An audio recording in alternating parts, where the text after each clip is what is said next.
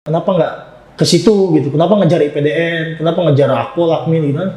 Dulu sebagai wakil Manggalapati. Wakil Manggalapati. Istilahnya kalau di kampus itu wakil presmanya ya, wakil presma. Nah itu gimana ceritanya bisa jadi wakil Manggalapati itu? Saya langsung mindset nih, Pak. Saya tingkat 4 harus jadi Manggalapati. Oh, udah terpikirkan ya? Ya. Di samping pekerjaan sebagai ASN tentunya ada kegiatan-kegiatan lain, bisnis mungkin. Walaupun kecil-kecilan Bang, saya bergabung patungan sama teman-teman bikin warung kopi, bikin kafe di Pandeglang. Luar biasa tuh.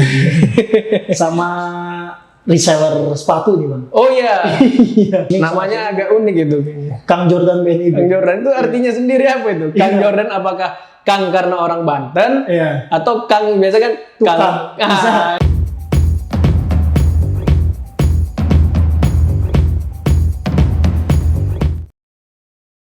Salam warga negara, salam Manggala. Oke, pada hari ini kita kedatangan tamu anak muda berprestasi Muhammad Billy. Iya, Ya, Muhammad panggilannya Billy Bang. saya panggil Bro Billy aja ya. Siap. Oke. Bro Billy ini seorang pegawai negeri sipil, Siap. PNS, juga ada beberapa menggeluti bisnis. Nah, nanti kita kulik-kulik. Dan juga kalau tidak salah dulu sempat paskibraka nasional ya, tahun 2013. 2013. Oke, semuanya kita bisa dengarkan cerita-cerita dari Bro Billy ini. Silakan Bro Billy mungkin bisa perkenalkan diri pada teman-teman semua. Iya. Halo teman semuanya. Saya Muhammad Billy Bang. Umur saya sekarang menginjak 23 tahun. Tahun ini mau ke 24. Saya asal dari Rangkas Bitung, Lebak, Banten. Saya alhamdulillah dulu jadi adik tali kurnia Abang setahun di Institut Pemerintahan Dalam Negeri. Iya. Di PDN dulu ya. Iya, Bang. Sebelum kita diskusi atau bicara-bicara masalah IPDN, Iya. Dulunya untuk masa kecilnya nih, SD-nya, SMP-nya, Iya. SMA-nya itu gimana? Saya dulu tinggal dari pertama lahir saya di Rangkas Bitung Bang. Banten. Saya dari TK, SD, kemudian SMP, SMA semua di Banten di Rangkas Bitung. Kemudian masa SMA saya alhamdulillah dari SMP saya aktif berorganisasi. Saya lebih suka di sekolah bareng teman-teman dibanding di rumah. Jadi kalau dari zaman SMP itu kayak biasa misalnya lebaran 3 minggu saya sama mama paling 10 hari atau seminggu lah sama mama sama nenek dulu. Terus selesai dari situ saya di sekolah.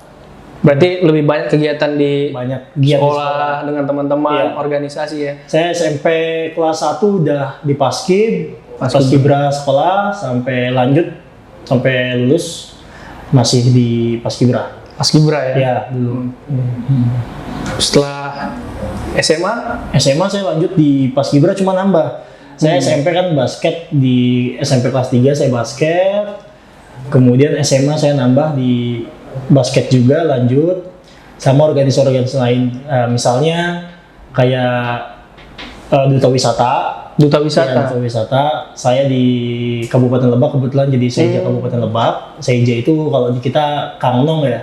Kalau Oh iya, di Banten namanya Kangnong Banten. Kangen Banten. Nah, cuma kalau di Kampung Banten, saya cuma di 10 besar waktu itu jadi finalis aja. Di Lebak, alhamdulillah saya juara satunya. Kemudian sering ikut-ikut kayak Duta Lalu Lintas. Itu waktu SMA. SMA, pokoknya saya SMA memang nggak mau diem lah Bang. Oh, diem. Apa aja saya kejar. Kemudian alhamdulillahnya banyak sering ketemu sama orang-orang di pemerintahan. Saya nggak tahu dulu ternyata itu alumni-alumni yang sekarang yang dulunya saya temuin itu ternyata senior-senior Jadi sekarang. senior Ya, jadi senior sekarang. Dulu sih saya berani-berani aja nganter surat, apa kan minta jadwal, maksa bawel seminggu tuh 3 kali datang buat minta jadwal ketemu. Tapi kalau sekarang agak-agak ini ya menahan. Iya, Agak-agak nggak enak. Jangan terlalu bawel. Senior ya. Jadi waktu SMA sudah jadi duta wisata, Ya, terus ceritanya bisa jadi paskibraka nasional. Nah, ini menarik nih. Gimana, Bro? antara menarik terus sempat dilematik juga namanya anak kecil dulu Bang ya. Iya. Saya dari SMP kelas 1 memang di saya keluarga saya banyak yang paskibra Bang. Oh gitu, dari keluarga banyak ya. Sepupu, mama banyak paskibra, Bang. Papa juga kan kebetulan di kepolisian. Oh. Jadi buat di bidang itu saya nggak kaget gitu. Kan orang kan mikirnya kan dijemur, kemudian dibentak-bentak, padahal pada menjalaninya biasa-biasa aja, rasanya nggak terlalu berat. Saya SMP 3 tahun, lanjut SMA, ikut semua tahapan dari ada hiking malam, kegiatannya, kemudian seleksi dari tingkat sekolah, buat jadi delegasi sekolah buat ke kabupaten. Di kabupaten juga kurang lebih angkatan saya waktu itu pas Paskibra sekolah sekabupaten itu 1.200-an orang. Kemudian 12 orang berangkat ke provinsi. 12 orang, di provinsi ada 8 kabupaten kota.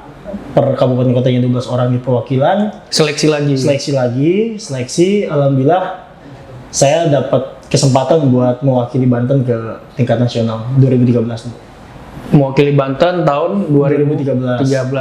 Oke, berarti satu angkatan Paskibra nasional ada 66.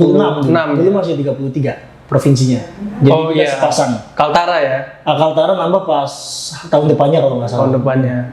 Oke, jadi rekan-rekan semua, pengalaman Bro Billy ini luar biasa ya. Jadi, tapi nggak terlalu kaget ya, karena keluarga memang sudah banyak, orang tua juga dari kepolisian, jadi tidak terlalu kaget dengan pola-pola kegiatan-kegiatan seperti itu ya. Ya, sampai mau daftar IPDN pun kayak udah bulat aja tekadnya, karena memang justru dulu saya yang pengen ke militer segala macam diri saya sebenarnya. Kalau bapak, dulu awalnya cita-cita bukan ke IPDN? Bukan sebenarnya, tapi ayah itu dari pertama kali saya lulus nyarankannya IPDN. Malah nyarankan ke IPDN? Karena lingkungannya papa kalau lagi mancing apa di Rangkas itu banyak yang camat-camat itu ternyata senior. Oh iya. Kebetulan masih pada muda, tapi alhamdulillah karirnya di Lebak bagus-bagus kalau di Lebak, alhamdulillah. Jadi kamu dulu kan nggak tahu IPDN namanya, kamu STPN aja. Ya udah. Jadi camat. Iya. Dulu kan kayak gitu. Ya, masuk IPDN, nanti jadi camat gitu kan. Pas saya pelajari ternyata sampai tiba waktunya saya basket, papa bilang waktu itu senior kamu yang sering basket tuh anaknya om ini. Kan waktu itu ada angkatan 14, Kang Ajis. Saya ngobrol lah di lapangan itu kan gimana. Terus pas beliau cerita, saya lah Citarda di Aceh waktu tsunami. Wah, kayaknya sekolah ini keren nih kan. Bisa ke Aceh, bisa kemana. Alhamdulillah saya setahun di Manado. Iya. Iya, langsung. Jadi ya dari situ saya senang ke situ. Kalau nggak salah, teman-teman yang paskibraka apakah itu provinsi, nasional, itu kan setelah pelaksanaan tugas ada keluar negeri ya kalau paskibraka nasional ya. Dulu Bro Billy kemana? Saya ke Beijing dulu. Beijing ya? Iya. Ke Beijing, saya alhamdulillah dapat pengalaman bisa tahu salah satu negara dengan ekonomi terbesar saat ini. Iya. Jadi saya agak termasuk yang tidak anti ya terhadap negara tersebut karena saya lihat kemajuannya, kemudian pekerja keras semua Bang. Ya, jadi itu yang mungkin kita harus turutin bahwa banyak hal yang baik di sana. Dan itu dibiayai oleh negara ya? Waktu Paskibraka dibiayai oleh anggarannya Kemenpora, APBN, terus kemudian yang ke luar negeri itu dari Kemenlu. Namanya dulu programnya Duta Belia. Iya. Duta Belia. Tapi dia satu rangkaian. Dan sampai sekarang setiap yang paskibraka nasional memang luar negeri setelah itu. Setelah itu keluar negeri. Cuman pas gara-gara COVID ini saya belum lihat dengar adik-adik kemarin kan tahun 2020 enggak. Kemudian 2021 kebetulan tahun ini ada lagi nih Bang. Iya. Ada lagi. Jadi kita nggak tahu nih hadiahnya apa keluar lagi apa enggak. Tapi dulu alhamdulillah sudah mulai seleksi ya untuk tahun ini? Sudah ya. Kita mungkin kalau nggak salah tanggal 23 ini udah ada karantinanya. Berarti Bro Billy juga masuk di kepengurusan Purna Paskibraka Indonesia? Karena masuk IPDN saya putus di tahun 2015 itu saya nggak begitu aktif. Tapi kalau buat menjaga hubungan dengan senior-senior saya sampai sekarang masih. Sampai sekarang. Karena saya jadi kayak gini karena senior-senior. Ya, salah satunya. Biasa. Iya. Oke, warga negara semuanya. kita lanjut nih. Ya, Setelah SMA, dulu saya 5. Dulu saya sepupu saya pernah bilang, kamu mau nyari apa di PDN? Kan dulu sepupu ada yang di Kementerian Kelautan, terus lihat sekolah lain yang di kementerian tersebut. Ada kok teman-teman teteh bagus-bagus juga, kenapa nggak ke situ gitu? Kenapa ngejar IPDN? Kenapa ngejar Akpol, Akmil gitu kan? Saya dulu prinsipnya 5. Mas bilang, kalau bukan IPDN atau 4 matra yang itu, saya pengen kuliah aja. Iya, dulu saya di ilmu pemerintahan juga, dan saya juga ikut aktif juga di organisasi. Udah enjoy sebenarnya 3 bulan pertama bang kuliah saya di Universitas Tirta udah Yasa. pernah kuliah? Ya karena angkatan saya kan SPCP pertama tuh bang, Iya. yang pendaftarannya buka Oktober. Saya lulus SMA kan di Maret ya. Iya. Akhirnya saya kuliah dulu. Setiap 3 bulanan. Pas UTS saya pergi langsung TKD. Dari situ saya masuk kuliah. Kalau tes bolong. Cuma saya sepakat dulu sama mama. Ini kalau aku nggak jadi, kayaknya biaya semesteran nambah deh 1 semester gitu. Karena kayaknya nggak kelar nih di semester ini. Terus kata orang tua, udah lanjut aja urusan biaya kuliah, nanti kalau gagal nggak apa-apa. Ya udah saya nothing tulus saya bang, berjuang aja. Jadi kuliah bolong-bolong waktu itu. Waktu tes IPDN agak kewalahan atau jalan aja gitu? Alhamdulillah saya dulu orangnya ini bang, perencanaan saya alhamdulillah dari dulu gini, misal plan 1, plan 2, dari plan 2 ada plan 3. Nah, Mateng ya? ya jadi dulu pas gagal di IPDN, gagal di Akpos, kemudian saya ikut saran papa yang waktu pertama itu. Saya pengen aja kayaknya ke IPDN. Nah, kira-kira sambil nunggu IPDN ini apa yang bisa bikin saya mudah ke IPDN? Kuliah ilmu pemerintahan. Oh, kuliah ilmu pemerintahan di Tirta Yasa itu. Ilmu pemerintahan. Sebelumnya dibanding 5 ini sebenarnya ada 1 universitas yang saya pengen dulu, Undip. Saya nggak pernah nangis buat kehilangan ini, cuman saya pas nggak masuk SNMPTN Undip itu dulu saya agak berat di rumahan, agak curhat ke orang tua segala macam gara-gara pas tiba-tiba masuk IPDN, alhamdulillah gitu. Ya, nah kan masuk IPDN dulu sebagai wakil Manggalapati.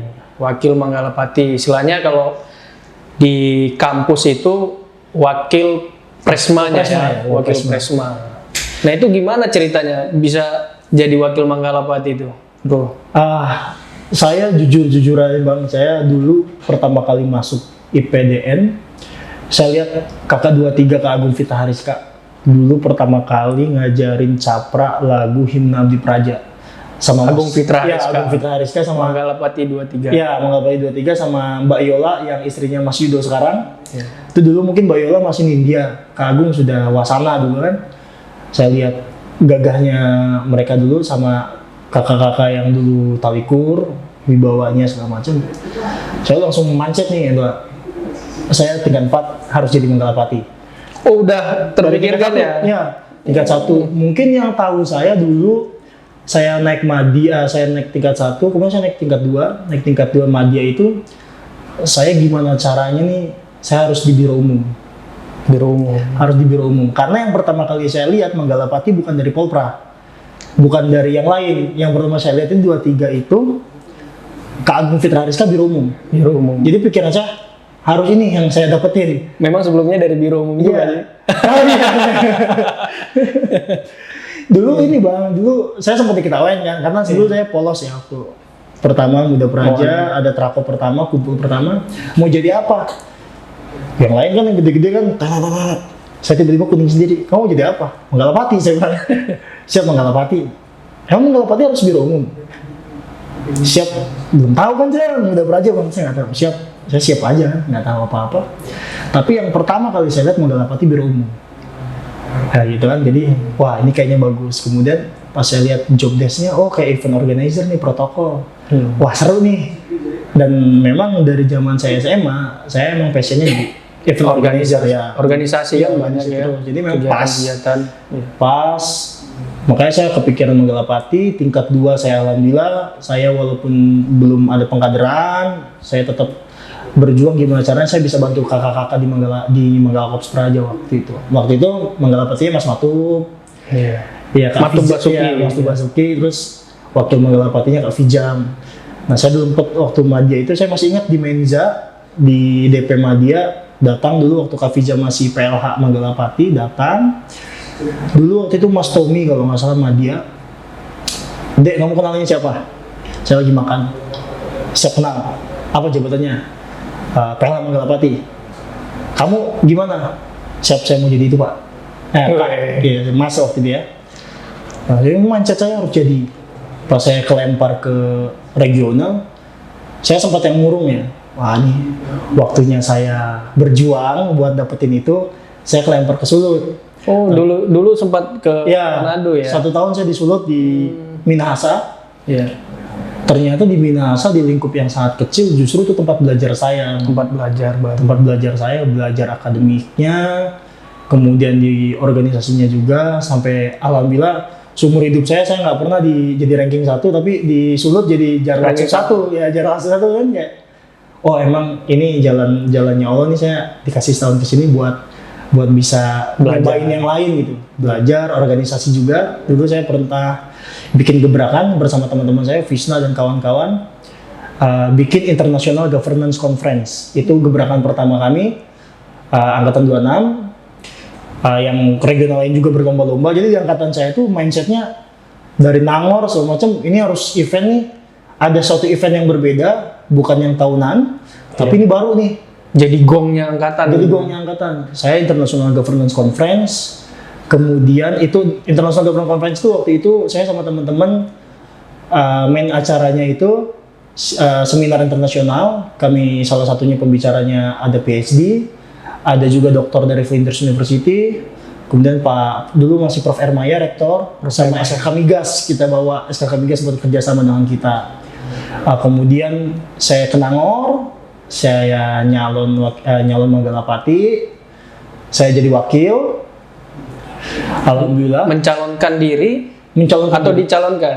Mencalonkan diri. Cuman itu ada momen satu, saya dulu ditanya sama Pak Kabagsu, daftar nggak? Daftar Pak, sih. Kita kamu daftar.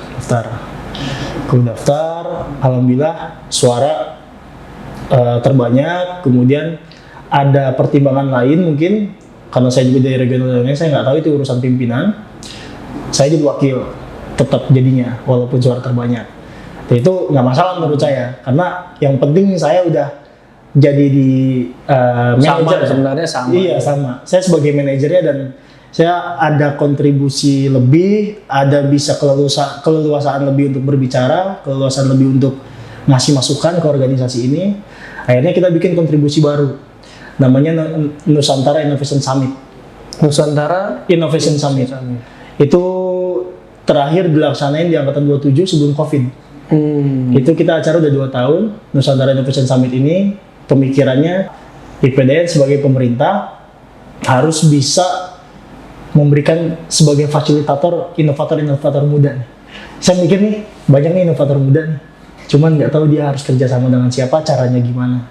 Akhirnya kita bikin Nusantara Innovation Summit, itu lomba inovasi pelayanan publik, inovasi kebijakan publik di IPDN waktu itu. Oke, setelah lulus Bro Billy ini langsung ditempatkan di Kementerian Dalam Negeri ya? Sebelah lulus itu kan kita ini dulu, magang dulu. Okay. Kita CPNS dulu 1 tahun di Pemprov Banten. Alhamdulillah saya dikasih kesempatan di Bapeda Banten. Dan memang passion saya juga ingin jadi di perencanaan juga. Dapat kesempatan 1 tahun di Bapeda Banten di bidang ekonomi, di subbidangnya itu ketahanan pangan. Nah di sini saya belajar, saya mulai sedikit tahu tentang pertanian, kelautan dan perikanan, itu mulai di situ. Yang dulunya di IPDN nggak pernah di yang umum lah ya. Setelah 1 tahun magang ditempatkan di Kemendagri ya. Iya. Tugas-tugas Bro Billy sendiri sekarang apa? Sekarang saya di Tata Usaha Staf Khusus. Saya jadi sekretaris pribadinya Bapak AP Fajar Kurniawan, bidang pembentukan jaringan, politik dan pembentukan jaringan. Ya. Saya tugasnya ini sekarang mendampingi Bapak, karena staf khusus ini kan kalau saya memandangnya itu sebagai salah satu manajemen risikonya Pak Menteri saat mengeluarkan produk hukum. Tugas utamanya kan membantu hal-hal yang berkaitan dengan tugas-tugas Pak Menteri. Nah, saya lebih setiap harinya sih lebih ke belajar legal drafting ya. Membaca. Karena iya setiap Permendagri, rancangan Permendagri yang masuk, terus kemudian keputusan Mendagri yang masuk, surat edaran, itu salah satunya pasti kita cermati dulu, Bang. Cermati. Kita bahas dulu substansinya seperti apa risiko dampaknya dari sini. Itu lebih ke belajar dari situ, dan sedikit-sedikit saya bersyukur dapat di tempat yang sekarang. Saya jadi, walaupun saya bukan background hukum, tapi karena keseringan ngobrol sama lihat bapak ibu dari biro hukum, jadi saya sedikit ngerti sekarang di legal drafting. Jadi mencermati setiap rencana pengambilan kebijakan Iya. Pak Menteri Dalam Negeri sendiri. Iya. Jadi mau tidak mau harus sambil bekerja, sambil belajar. Sambil belajar. Walaupun kita nggak seteknis banget ya, maksudnya tidak melaksanakan program itu secara langsung, tapi kita dalami kira-kira dalam pelaksanaannya seperti apa risikonya dan lain-lain. Resiko setelah kebijakan Kebijakan ini keluar. Resiko politik, resiko pertanggungjawabannya, resiko pelaksanaannya. Jangan sampai kita membuat suatu produk hukum yang tidak bisa diaplikasikan. Menarik sekali. Nah, di samping pekerjaan sebagai ASN tentunya ada kegiatan-kegiatan lain, bisnis mungkin atau perkuliahan dan lain-lain. Ya, sedikit-sedikit sih Bang, saya menganggap saya sekarang bermindset karena lihat bos-bos saya sekarang kayaknya enak ya kalau kerja nggak ada kepentingan lain, kayak ngerja tuh bukan lagi tujuannya, bukan lagi nyari duit gitu. Kayak lihat background Pak Apep atau Pak Mendra atau Prof yang udah clear dengan urusannya dia, jadi saya lihat sehari-hari ini enak kerjanya, kayak nggak ada beban. Nah, kenapa saya milih banyak belajar bisnis, walaupun kecil-kecilan Bang, saya bergabung patungan sama teman-teman bikin warung kopi, bikin kafe di Pandeglang. Kemudian saya banyak belajar dari teman-teman saya yang udah ngejalanin hampir 2 tahun Cafe Inspace di Rangkas Bitung. Inspace, ya. Inspace di Pandeglang ini, Inspace yang kedua ini, itu hasil pembelajaran teman-teman saya yang sahabat-sahabat saya dari kecil yang di Rangkas Bitung hampir 2 tahun. Kita buka cabang, nah di cabang kedua ini saya bergabung. Walaupun kecil-kecilan saya matungnya, tapi disitulah saya lihat, pelajari bagaimana uletnya teman-teman, dan kayaknya ke depan ini bagus buat saya kalau saya bergabung dengan teman-teman gitu. Cara bagi waktunya gimana? Alhamdulillah, kalau tiap malam kan karena saya jauh ya di Jakarta Bang, saya udah jarang banget pulang sana. Cuma kayak misalnya waktu kemarin almarhum nenek saya meninggal, sambil lewat saya mampir, terus untuk sekali-kali saya teleponan, nanya. Kalau setiap hari sih laporan kafe sih sampai sekarang kita cermati ya di grup. Oh, jadi walaupun tiap malam berwili di Jakarta, ya bisnis di Banten, jalan. tiap hari laporan komunikasi tetap jalan ya. Ngaji laporan minimal kita lihat laporannya setiap hari. Gitu. Luar biasa tuh. Sama reseller sepatu nih Bang. Oh iya. Iya. Saya sedikit-sedikit kan reseller sepatu juga. Alhamdulillah Bang, yang saya pelajari kan di PDN ini, kita pentingnya ngebangun jaringan itu nyata. Sana sini Namanya agak unik gitu. Kang Jordan BNI. Kang Jordan itu artinya sendiri apa itu? Kang Jordan apakah Kang karena orang Banten? Iya. Atau Kang biasa kan Tukang. itu nih. Bisa tukang, bisa Kang. Oh gitu. Makanya saya bilang, aduh ini gimana ya kalau tukang, kayak tukang banget gitu kan. Maksudnya banyak yang udah pakai tukang. Kayaknya Kang Jordan ini agak lucu nih, agak menarik keinget. Jadi Kang Jordan BNIB itu buat ngingetin brand new inbox supaya bahwa barang kita ini original.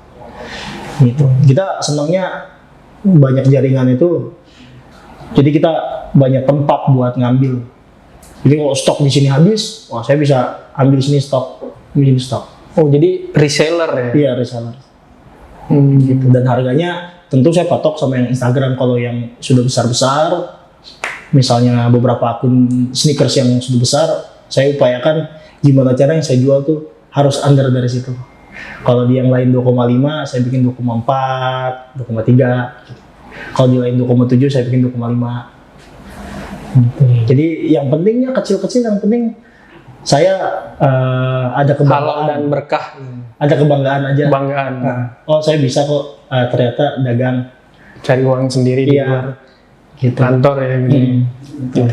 Nah, di samping pekerjaan sebagai ASN, juga berbisnis, pendidikan bagaimana? Pendidikan ini tadinya target saya kuliah mulai tahun ini bang.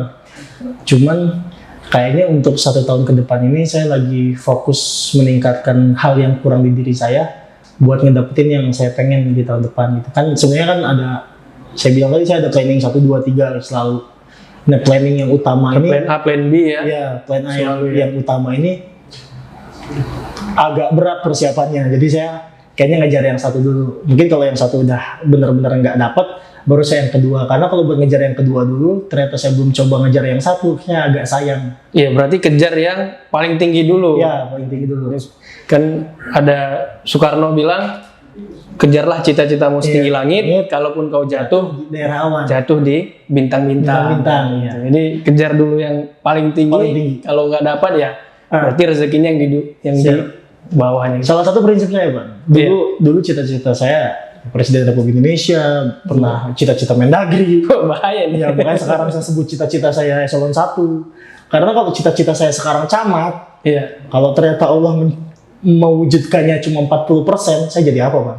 Ya kan cita-cita nggak ada masalah. Ya kita nggak ada masalah, Iya. gitu kan. Tapi kalau udah lihat track recordnya, saat ini karena saya tahu realitanya, saya bukan background yang punya privilege lebih, nggak punya modal lebih. Mungkin untuk 10 tahun ke depan saya syukur-syukur ada rezeki lebih. Mungkin saya berpikir untuk berkarir di politik. Tapi untuk saat ini dengan apa yang saya punya, saya targetkan dulu di birokrasi. Berarti tertinggi ya eselon 1. Eselon 1 ya. Iya. Cita-citanya luar biasa. Citanya eselon 1. Iya, nggak ada yang nggak mungkin bro. Insya Allah, Bang. Iya. Semoga. Oh, ada rencana ke politik juga nanti ya. tetap Bang, cita-cita pasti pengen memberikan sesuatu yang Lebih yang lebih luas. Tapi harus diingat yang tadi saya Bang, utama saya pengen segala sesuatu itu plong ke sayanya. Jangan jadi bupati, jangan jadi gubernur, jangan jadi presiden, tapi sama sekali nggak bisa gerak. Minimal kalaupun ada kaitan dengan orang lain, kita masih tetap bisa mengambil keputusan dengan tanpa takut. Dan juga dengan pengalaman-pengalaman ya. Ada. Ya, warga negara, jadi Bro Billy ini luar biasa, anak muda, prestasinya banyak, dan juga kegiatan-kegiatannya juga luar biasa. Nah, mungkin untuk ada pesan nggak nih buat teman-teman milenial ini, teman-teman muda milenial ini? Gimana Bang kalau pesannya? Saya juga kan masih banyak kurangnya sebenarnya. Cuman buat teman-teman mungkin yang sekarang banyak tantangan, termasuk saya juga banyak tantangan. Ke depan tantangan akan lebih besar lagi. Kalau bisa benar-benar jujur sama diri sendiri, apa sih kurang saya? Apa sih kurang saya? Kurang Iya. diri. Kita lihat potensi, apa kurang saya? Kira-kira buat ngedapetin itu tuh apa yang harus dipaksa untuk ditingkatin?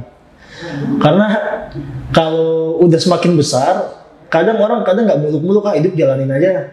Sekarang kalau kita target kita 1.000, dari pertama kita nggak rencanain, mana tahu kita pas dapat 2.000 itu berhasil atau tidak. Tapi kalau kita, target kita nih 10.000, kita tetapin sebagai rencana 10.000. Target kita 12.000, berarti kita tercapai, malah lebih. Dan kita bisa pelajari kenapa bisa lebih 2.000. Kalau misalnya rencana kita 10.000, dapatnya 8.000, berarti nggak berhasil. Nah 2.000 yang kurangnya ini kita pelajari, kenapa kok bisa kurang 2.000. Jadi memang harus tetap direncanakan hidup ini seperti apa. Oke, jadi tadi pesan dari Bro Billy, bagaimana kita introspeksi diri. Iya, introspeksi. Setelah kita tahu kekurangan kita dapat memperbaiki. Dan juga saya terkesan tadi Bro Billy banyak sekali menyampaikan perencanaan. Ya. Persiapan. Jadi persiapan. memang ada pepatah bilang persiapan adalah kunci keberhasilan. Tanpa persiapan yang ada hanyalah kegagalan. Nah itu. Oke, teman-teman semuanya, itu tadi bincang-bincang dengan Bro Billy. Terima kasih, semoga bermanfaat. Salam Manggala. Salam Manggala.